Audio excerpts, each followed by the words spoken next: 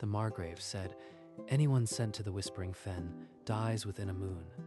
That was his mistake. The symptoms, pustules, intermittent fever. This is bacterial. I know this disease. The languor had turned these people into shivering husks, and the air itself was a weapon. You are already dead, heretic. Stop staring and find a spot to rot. That night, while the others slept, Kale crouched by the water and catalogued. White mycelial threads and that blue-green bloom. Penicillium? No, but similar. He scraped the mold from submerged wood, his heart pounding with a dangerous hope. This swamp is nature's battleground, and I just found my weapon. He gathered every trace he could find and hid it among his rags. As dawn broke, Kale looked at the dying exiles and made a promise only he could keep. Over the following days, Kale worked in secret, letting the mold feed on damp rushes in a hidden corner. Controlled rot. The key is to let the mold outcompete other microbes. I can do this. He pressed the first crude filtrate through a scrap of cloth, a cloudy liquid that smelled of earth and decay. This is the only chance. If I am wrong, she dies faster. He approached Miriam, the oldest among them, who had not moved for 2 days. Stop. You'll kill her faster with your swamp poison. She's already dead if I do nothing. This is her only chance. He gently tipped the liquid into Miriam's cracked lips. Drop by drop, by sunset, her shallow breathing had steadied, and the sweat on her brow had dried. What? What did you do to me? When the other exiles saw Miriam standing, a feverish hope spread through the camp like a contagion. The mold on the submerged wood. It fights the same bacteria causing your fever. Then we must gather more. Show me what you need, young man. I can help build whatever you need. I was a carpenter's apprentice before the purge. Within days, hollowed cypress logs became a still room, steam rising from the boiling extract. The yield is better now, but still not enough. Every batch takes days to culture. He pressed a new batch of fentair, a thicker green slurry, and rationed it to the sickest first. But the fevers return after a week. The cure is incomplete. I am missing something. Your miracle isn't perfect. We're still trapped in this swamp, still dying by inches. Then I'll make it perfect. We have no other choice but to survive. That evening, Lyra cornered Kale in the still room, her scarred face tight with fury. You think saving one crone makes you a healer? We should keep the cure for ourselves, for leverage. If we hoard it, we're no better than the man who chained us here. Better a live hypocrite than a dead martyr. The Margrave will take it once he knows. But what if there are others out there, suffering like we were? Can we really turn away? Before Lyra could answer, a cry of alarm echoed from the swamp's edge. They found a man in city guard armor, his skin mottled with fresh pustules. Kale caught the soldier's faint whisper. The city was overrun. A new plague worse than the languor. Don't you dare treat him. He'll bring soldiers down on us the moment he can walk. Kale pulled free of her grip and poured the fentair between the soldier's cracked lips. By morning, the soldier was lucid enough to speak, his words a terrified torrent about the city. He says the city gates are sealed. The Margrave's palace is quarantined. Bodies in the streets. Quarantined. Then the whole city is a death trap. We should burn that scout's clothes before we catch it. We need to understand why the fentair works, or it will never be enough for a city. For 3 days, he pored over samples, until a magnified drop revealed life within life. A second organism, living within the mold. It's not just the mold, it's a partnership. The bacterium thrived only in the deep swamp, where the water was still and ancient. The heart of the fen. That's where things live that don't have names. It's suicide, Kale. If you go alone. I won't risk more lives for a theory from a dead world. Then I'll go alone. This is the only path to a real cure. Kale had barely left the camp when footsteps splashed behind him. Joran, out of breath, caught his arm. I am coming with you. You'll never survive the deep fen alone. This is my risk. I won't have another death on my conscience. You saved me. Let me repay that debt, please, Kale. They pushed deeper, past trees draped with poisonous lichen, until the water turned black and still as glass. There, a reddish film on the water. That's the symbiotic strain. The water erupted. A scaled beast burst from the mud, its tooth-filled maw lunging at Kale. Yoren shoved Kale aside, taking a deep gash across his arm. His scream cut through the fen. The wound is deep. I've cleaned it, but if infection sets in, even your medicines might fail. The sample is safe. Now I have to work faster than death itself. Through the night, Kale blended the crimson bacterium with the mold, coaxing the culture into a potent slurry. At dawn, he pressed the enhanced fen tear and brought it to the failing scout. By midday, the soldier's fever shattered. The pustules dried and flaked away. He's sitting up. The fen tear worked even faster than before. That night, the exiles voted on whether to share the cure with the city that had abandoned them. We won't throw our salvation away on our jailers. We can't let thousands die because of a few corrupt nobles. Your compassion will get us all killed. Healing is a duty, not a weapon. But we must be cautious. Only Joran and Miriam lifted their hands for aid. The camp remained a prison of its own making. The recovered scout whispered a new terror. The Margrave's own son was pale as death, the plague claiming the city's future. His heir? That changes the game. We can wring concessions from a desperate man. It's a child, Lyra. I didn't defy death to become a merchant of suffering. If we save the boy, the Margrave might lift our exile. We could go home. Home. I only trust steel and fire, but I'll let you try, Kale. You go as our envoy. A horn echoed through the fen. A noble caravan emerged from the mist, not with swords, but with a white flag. This is the moment. Make them trust the cure, not fear it. I'll take 3 vials. Enough to prove our cure, but not enough to be stolen. And if they seize you, the cure dies with you. 3 days, Kale, or we destroy the rest. With the precious satchel, Kale strode toward the caravan, leaving the camp that had become his kingdom and his cage. The cart passed through gates barred with corpses. Kale saw faces twisted in fear, the stench of rot in every breath. This is worse than the fen. They didn't just exile me. They unleashed death on themselves. He was thrust into the Margrave's war room, where Victor lurched from his chair, his own hands trembling with sickness. You, the heretic. You were supposed to be bones by now. I survived, and I have what your city needs. But I didn't come to beg. The Margrave lunged for the satchel, but his guard stumbled, too weak to follow. Kale held it high. Seize this, and you'll watch your son die gasping. I am the only cure. What do you want then? Name your price. Which? A private chamber for your son, and an audience with the council. Until then, I treat no one else. Guards locked Kale in the prince's room, but within a day, the boy's fever broke. Victor watched, stunned, as his enemy became his only hope. While the boy slept, Kale traced the plague's footprint on a city map. Its spread was too uniform, too deliberate for nature. It started at the trade quarter, but jumped to the noble estates in hours. That's not natural transmission. In a forgotten archive, he found a sealed report. The plague was a weapon, released by Victor's rivals, but contained too late. He strode back to the Margrave, the document clutched in his fist, and threw it on the war table. Your plague was man-made, Margrave. A weapon that escaped its handlers. And you knew. That was sealed by the council. If it's known I allowed this, the kingdom will collapse. Then grant the Fen independence. Resources, trade rights, and absolute control of our cure. Or I expose this to every noble house. You'll have your charter, as long as you keep this secret. But I'll hold you to every word. The treaty granted the swamp sovereignty and the return of its exiles.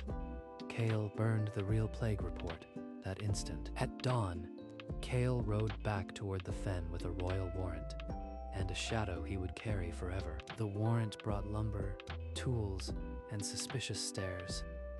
Kale's camp now looked like a real settlement, one that Lyra guarded with drawn steel. You made a deal with the devil.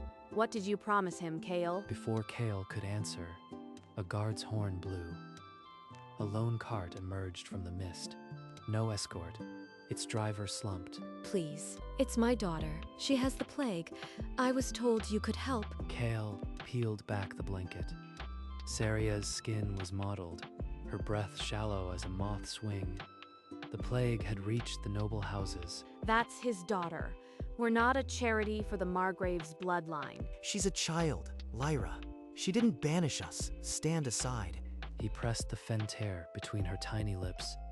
The camp held its breath as the seconds stretched into a prayer. Her skin, it's cooling. Bless you, whoever you are. I fled because my husband's enemies tried to use us against him. The revelation hung in the air. The Margrave's family was now under Kale's protection, and the war had come to the fen. A wounded rider brought word to the Margrave. His family had fled into the swamp he had cursed. Victor saw only treason. He has my wife, my daughter, and my charter. That heretic will learn what happens when you threaten a Margrave. By the time their torches appeared at the fen's edge, Lyra had the exiles armed with scythe and saltfire. Kale walked out alone. Stop right there, Margrave. If you want to fight, you'll fight the plague too. But first, watch what I can do. Kale knelt by a soldier, gasping on the ground, and poured the fentair. Within heartbeats, the man's rattle eased to a whisper. This is what you tried to bury. It doesn't care about banishments or bloodlines. It just heals. You think a single miracle will save you? I'll still burn this place to the ground. Victor, stop. Your enemies used your own weapon against us. This man saved Saria. He saved our son. If you kill him, you kill the only cure. You'll have murdered your whole family. Victor's sword arm trembled as he stared at his wife, then at the healed soldiers who no longer met his eyes. The standoff had turned. Victor's shoulders sagged. He sheathed his sword and followed Kale into the fen, his army melting into the mist behind him. Inside our walls, you are a guest. Make one wrong move, and the swamp decides your fate. These are my terms. Complete independence for the fen.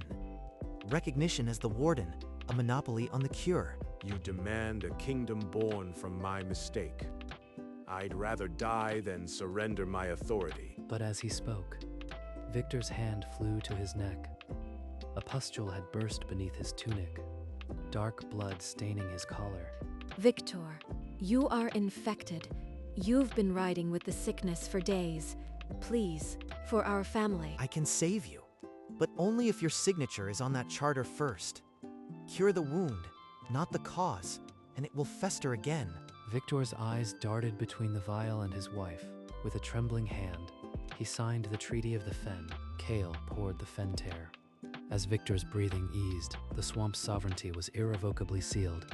The ink is still wet, but treaties are only as strong as the men who enforce them. We'll be watching. Within weeks, the fen hummed with industry. Still rooms, drying racks, and a vault of vials that gleamed like liquid gold in the torchlight. The city's demand is insatiable. We need more vats, more hands, or we'll never keep pace. Kale and Joran walked the new processing hall, where the air was thick with the scent of cultured mold. We'll have enough fentair for the whole province by the next moon. You've done it, Kale. Kale only nodded, his eyes scanning the shadows. The swamp had taught him that life could turn in a heartbeat. A hooded figure detached from the rafters, a blade glinting in the dim light, lunging straight for Kale's heart. Joran threw himself forward. The knife sank into his side instead, a wet gasp escaping his lips. Kale, run. Lyra's shout echoed, and she was on the assassin, twisting the blade from his hand and pinning him to the ground. The blade missed the artery. I can still save him. I have to. Through a sleepless night, Kale distilled an experimental solution, a thicker, pure extract of the fentair, and pressed it to Joran's wound. By dawn, the bleeding had ceased. Joran's breath evened, his skin cooling. Kale's invention had saved him. But fury now replaced relief. In the guardhouse, Lyra's interrogation had broken the assassin. He spat the name of a rival house who wanted the Fentear monopoly destroyed. House Varric paid him. They wanted our cure gone so theirs could be the only supply. They nearly killed Joran to get to me. We can't let this stand. Execute him in public, and you make a martyr. Keep him as a bargaining chip, or use him as a warning behind closed doors. A closed door won't stop the next blade. The world must see that attacking the Fen comes with a price. At dawn on the Fen's edge, the assassin was made an example. You've just lit a fuse, Kale. House Varric will answer with fire and steel. The price of power is war.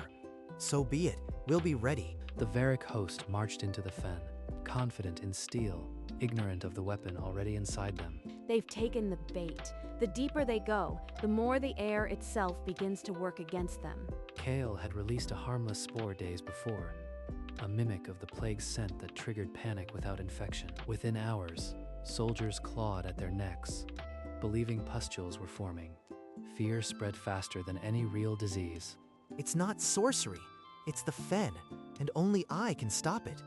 Surrender, and your men live. The commander, seeing his ranks crumble, threw down his sword. Good. Your men will be treated in our infirmaries. In return, House Varric signs a treaty recognizing our sovereignty and cedes these borderlands. By nightfall, the Varric host was disarmed and their wounds salved with Fentear. Kale had turned a war into a territory expansion, without shedding a drop of blood. You've made them dependent on us now.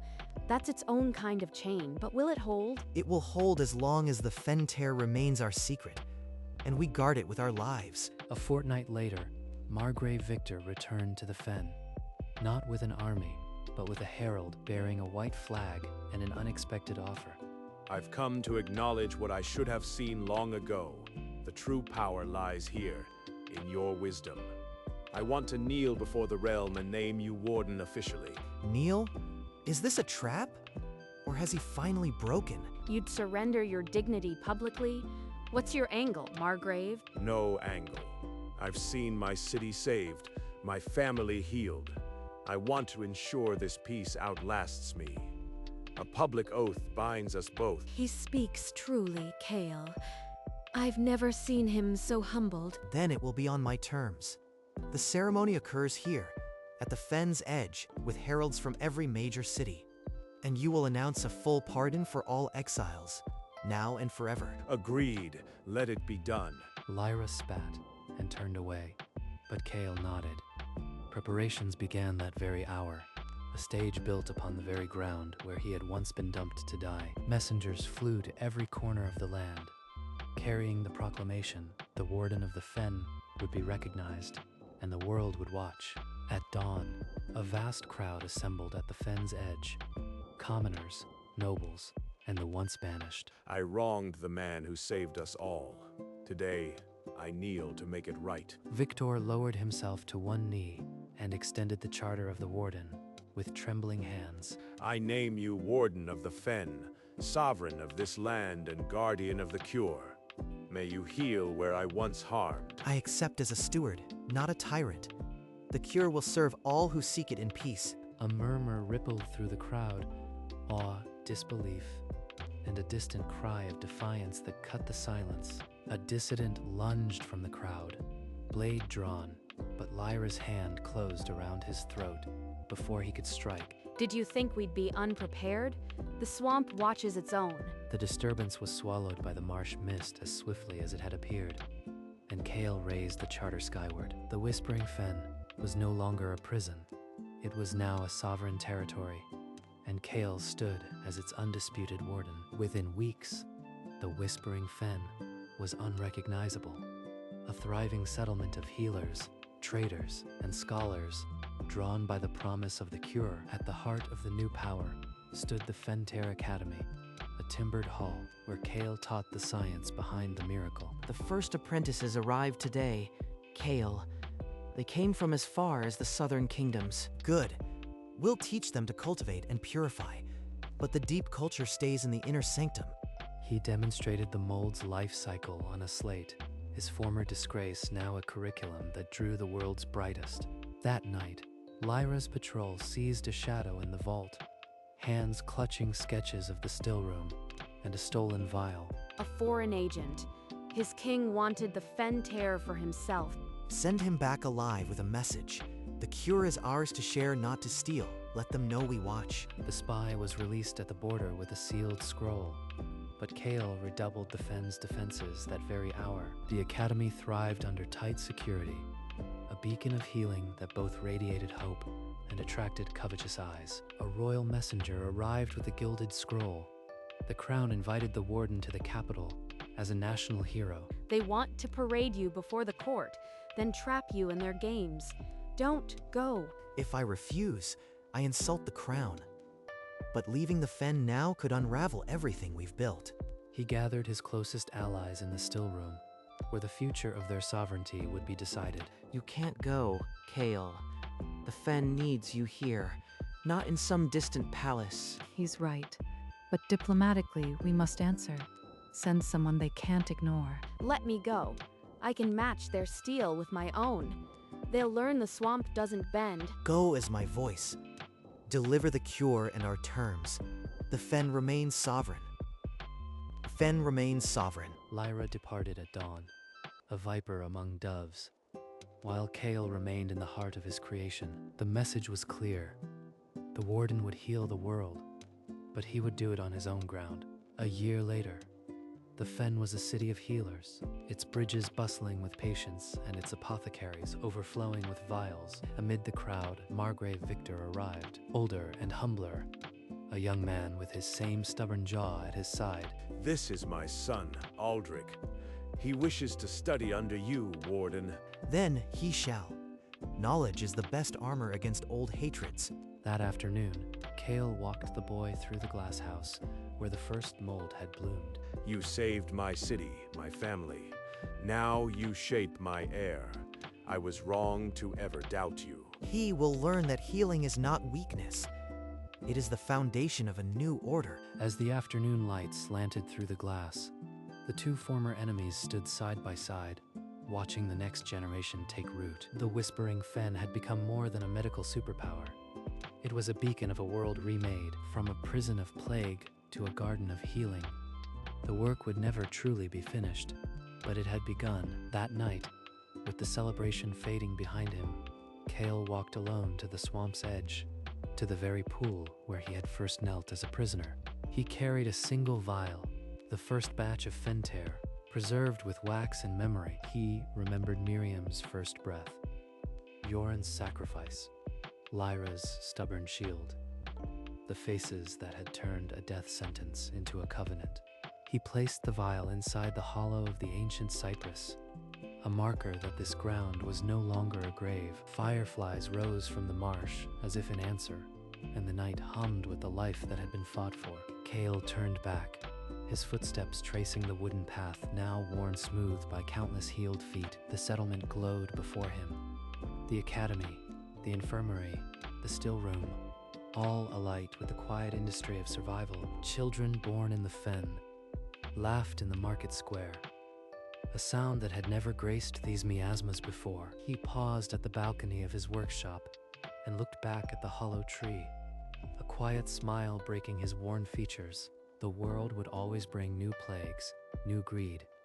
But tonight, under the stars, the warden of the Fen was simply ready for dawn.